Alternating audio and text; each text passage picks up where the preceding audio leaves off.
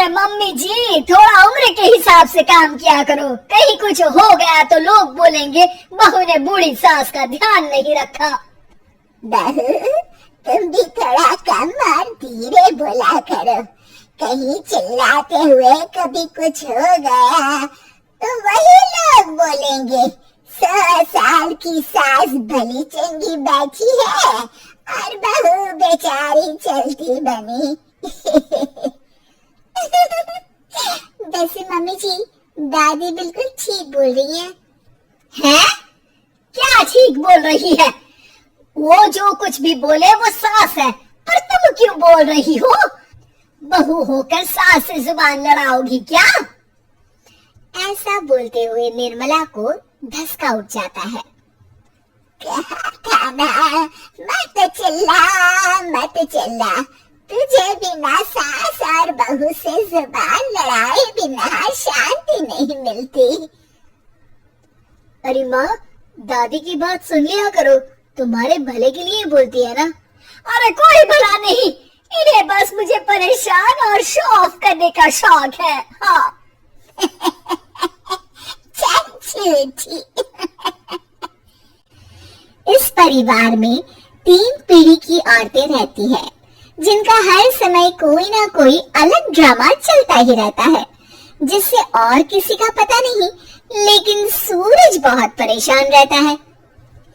माँ, पियाली और दादी, आप तीनों के पास एक दूसरे को सास बहू वाले ताने देने के अलावा कुछ काम हो या नहीं, पर मेरे पास जरूर है। इसीलिए पियाली, जरा लंच ले आओ, मुझे ऑफिस भी जाना होता है। इस पर पियाली सूरज को लंच देती है और वो ऑफिस चला जाता है, जिसके बाद तीनों एक बार फिर अपनी बातों या कह लो कि नोक-झोंक में लग जाती है। इसी में दिन बीत जाता है। रात को सूरज के साथ उसके दोस्त भी खाने पर आते हैं। पियाली, मेरे कुछ दोस्त आए हैं। सॉरी, अचानक प्लान बना तो बता नहीं पाया। तुम जल्दी से डिनर बना दो ना। अरे वारे, आलसी माँ की आलसी बेटी, पहले बिना बताए दोस्तों को घर ले आओ, फिर बोलो जल्दी से डिनर बना दो। इतनी जल्दी है तो खुद बना लो। अरे माता, सब बाद में दिखा देना, अभी खाना बना दो ना प्लीज। ऐसा बोल के सूरज दोस्तों के पास जाकर बैठ जाता है और पियाली डिनर की टेंशन में अपनी सास के पास पहुंच जाती है, जो अपने कमरे में आराम कर रही होती है। मम्मी, सूरज अचानक दोस्तों को घर ले आए हैं, क्या करूं अब? कुछ ऐसा बताओ ना जो जल्दी बन जाए और सर्व करते हुए भी अच्छा लगे। अरे रेस्टोरेंट से मंगा ले, दोबारा परेशान मत करना, सोने दे मुझे। इतने में दादी सास भी वहां आ जाती है। वाह, आलसी का आइडिया भी उसी की तरह बेकार है। कोरोना में बाहर से खाना मंगाएंगे। बहू, तुम सो ही जाओ, वही काम अच्छे से कर सकती हो। चल पियाली, मैं बताती हूँ क्या करना है। इस पर दादी सास पियाली के साथ मिलकर सारे मेहमानों के लिए खाना बनाती है, जिससे उन्हें ज्यादा मेहनत भी नहीं करनी पड़ती और सबका पेट भी भर जाता है। दादी के इस आइडिया से पियाली और सूरज बहुत इम्प्रेस हो जाते हैं। दादी, क्या यही खाना आपकी इस उम्र में इतना एक्टिव रहने और एंडलेस लाइफ का राज है? वैसे दादी ने आज तक राज किसी को बताया नहीं। इन्होंने ससुर जी तक को नहीं बताया, तभी तो वो ऊपर पहुंच गए और ये अभी तक यही है। तेरी सास मेरे ऊपर पहुंचने का ही इंतजार कर रही है, पर इस आलसी का ये सपना पूरा नहीं होने वाला। क्यों जी, अमर होने का वरदान लेकर आई हो क्या? अमर का पता नहीं, पर लगता है तुझसे लंबा जरूर जी लूंगी। इससे पहले कि दोनों सास बहू में कोई बहस शुरू होती, पियाली बीच में बोल पड़ती है। ठीक है, आप दोनों लड़ क्यों रही हैं?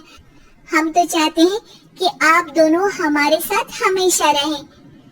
पियाली की बातों पर दोनों शांत हो जाते हैं और उनकी लाइफ पहले जैसे चलने लगती है, जहाँ दादी सुबह जल्दी उठकर कुछ न कुछ काम करते हुए पूरा दिन बिताती है, तो वहीं निर्मला और पियाली लेट उठने से लेकर धीरे धीरे आलस में काम करना और जब मर्जी सो जाने से अपना दिन बिताती हैं। एक दिन निर्मला की सहेली उनके घर आती है। अरे क्यों रे निर्मला, कैसे चल रही है जिंदगी? सब बढ़िया, बस ये बुढ़िया ऊपर जाए तो ज्यादा अच्छा होगा। अरे ऐसा क्यों बोलती हो? तुम्हें तो उनसे सीखना चाहिए, वो बहुत फुर्तीली है। मैं उन्हें रोज मॉर्निंग वॉक करते हुए देखती हूँ, और वही तुम और तुम्हारी बहू है जिन्होंने शायद सुबह का सूरज आज तक देखा ही नहीं होगा। सहेली की बात सुनते ही निर्मला भड़क कर चिल्लाते हुए पियाली और अपनी सास को वहां बुलाती है, जिनके साथ सूरज भी वहां आ जाता है और ये सब देख सहेली वहां से चली जाती है। अरे सासू माँ, आपको हमसे क्या दिक्कत है? अब तो मेरी सहेलियां भी आपकी वजह से मुझे ताने देने लगी है।